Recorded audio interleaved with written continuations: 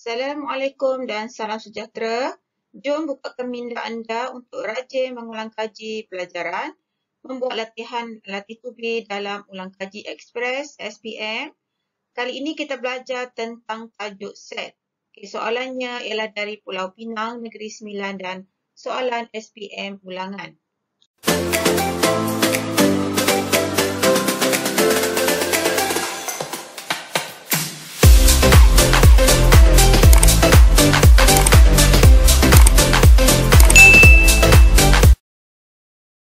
Terlebih dahulu kita buat ulang kaji tentang bagaimana cara untuk melorek rantau yang diwakili oleh gabungan operasi set. Biasanya soalan set ini disoal pada kertas 2, nombor 1 bahagian A. Biasanya soalan ini berselang-seli dengan tajuk ketaksamaan linier. Sekarang kita belajar bagaimana caranya melorek rantau yang diwakili oleh gabungan operasi set. Sebagai contoh di sini, Q kesatuan R persilangan P. Jadi ada 3 kaedah yang boleh digunakan. Cikgu akan tunjukkan ketiga-tiga kaedah. Kaedah yang pertama ialah dengan cara melorek. Kita ada 2 di sini. Kita mulakan dengan daripada kiri ke kanan. Ada tanda kurungan Q kesatuan R. So kita lorekkan dahulu Q kesatuan R. Semua kawasan Q dilorekkan dan juga semua kawasan R. Okay, seterusnya kita biarkan dahulu tanda persilangan ini. Kita tandakan terlebih dahulu kawasan yang diwakili oleh P. Okay, saya gunakan warna yang berbeza. P di sini ialah seluruh P kita lorekkan.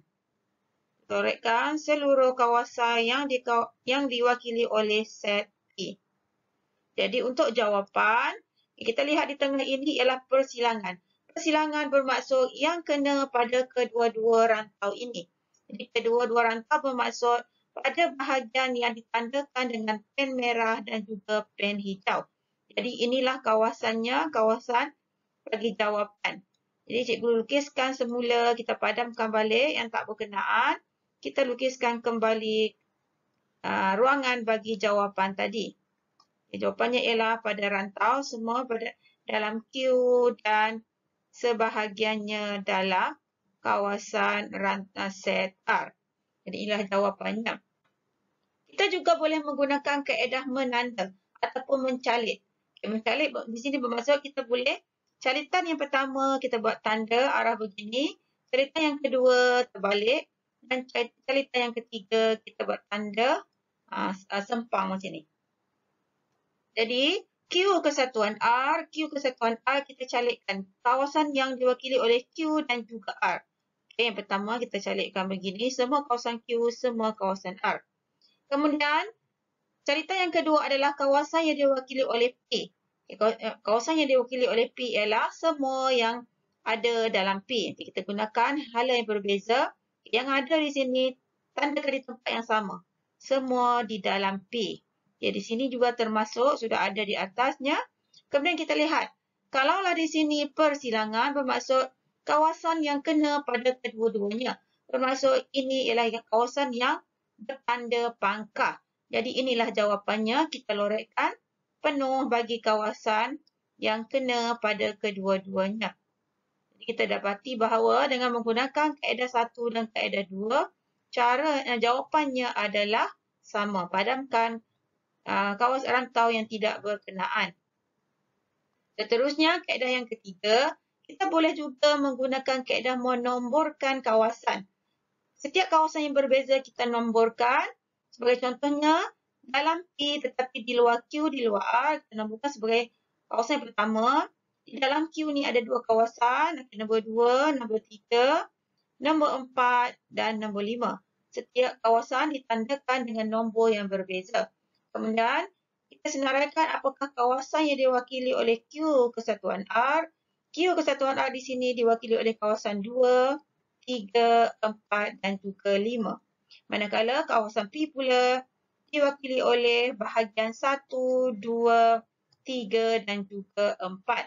Oleh kerana di sini ialah persilangan bermaksud yang kena pada kedua-duanya, iaitu kawasan 2, kawasan 3 dan juga kawasan 4.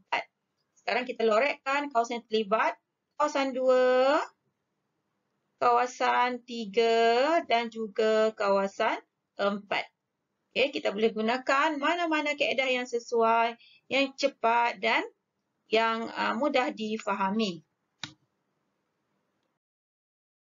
Sekarang kita lihat bagaimana untuk melorek kawasan pelengkap bagi persilangan ataupun kesatuan set. Okay, bagi persilangan 2 set, P persilangan Q di sini, ini merupakan kawasan persilangannya. Pelengkap bagi P persilangan Q bermaksud di luar daripada kawasan P persilangan Q seperti rajah ini. Begitu juga bagi P persilangan Q di mana semua unsur Q ada dalam P, P persilangan Q bermaksud semua unsur yang ada dalam Q. Jadi dalam gambar rajah Venn begini, pelengkapnya adalah di luar daripada Q. Yang melibatkan gabungan 3 set, P persilangan R di sini, kawasan rantaunya, pelengkapnya adalah di luar daripada rantau tersebut. Untuk melibatkan gabungan persilangan 3 set, kawasan yang diwakili oleh ketiga-tiga set, persilangan ketiga-tiga set ialah kawasannya di sini, pelengkap baginya adalah di luar daripada persilangan tersebut. Sama juga dengan kesatuan. P kesatuan Q bermaksud semua dalam P, semua di dalam Q.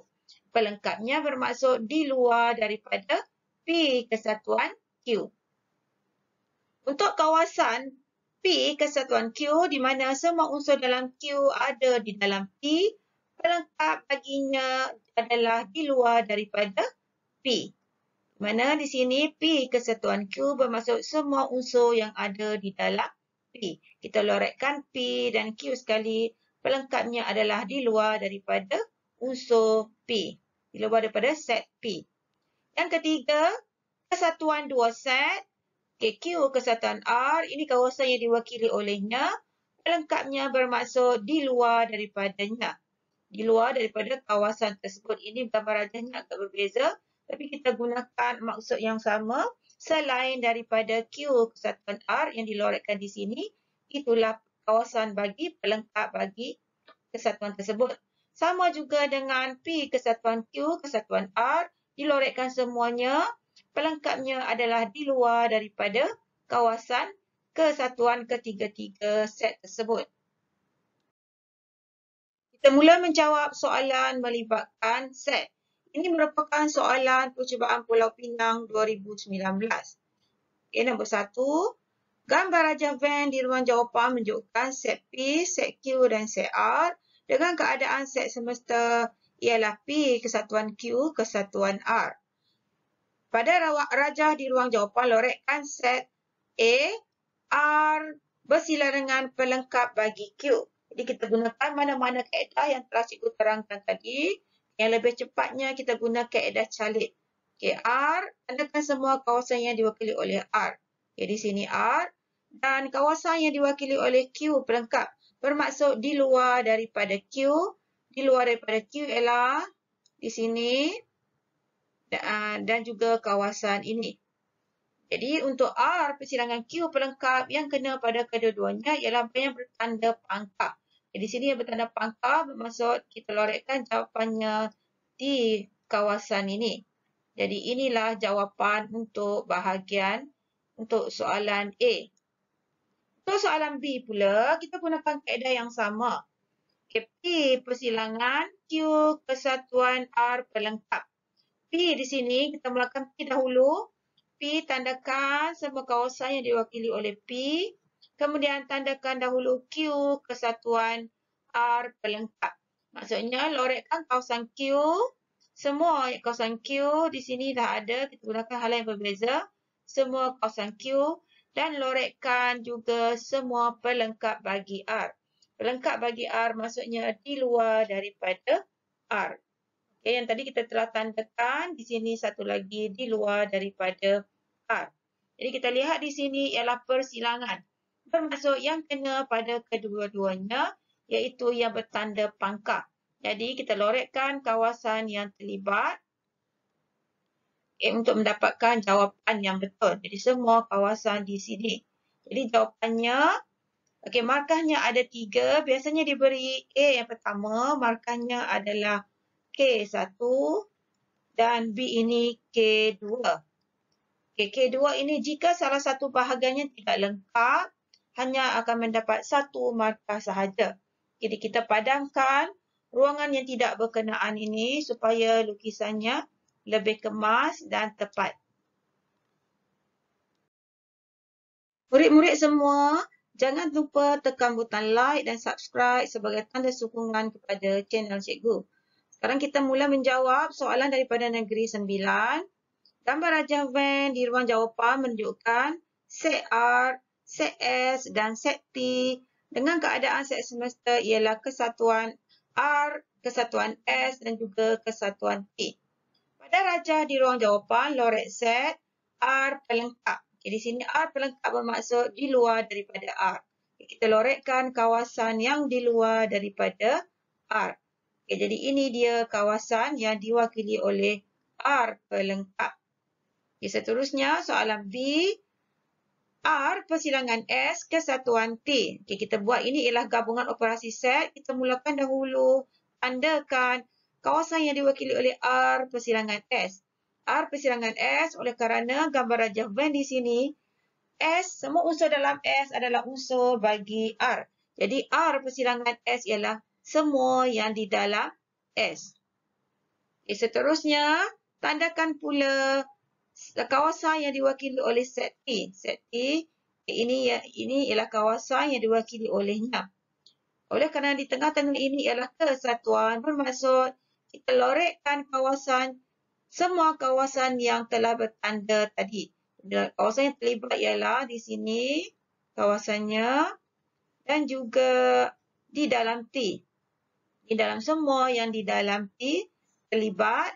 Jadi inilah jawapan untuk gabungan operasi set bagi soalan B. Biasanya pemarkahannya di sini diberi 3 markah. Biasanya diberi untuk A ini adalah 1 markah, manakala B ialah 2 markah. Kita teruskan menjawab soalan yang ketiga, iaitu soalan yang terakhir untuk siri kali ini. Gambar rajah Venn di ruang jawapan menunjukkan set A dan set B dengan keadaan set semesta ialah X kesatuan Y.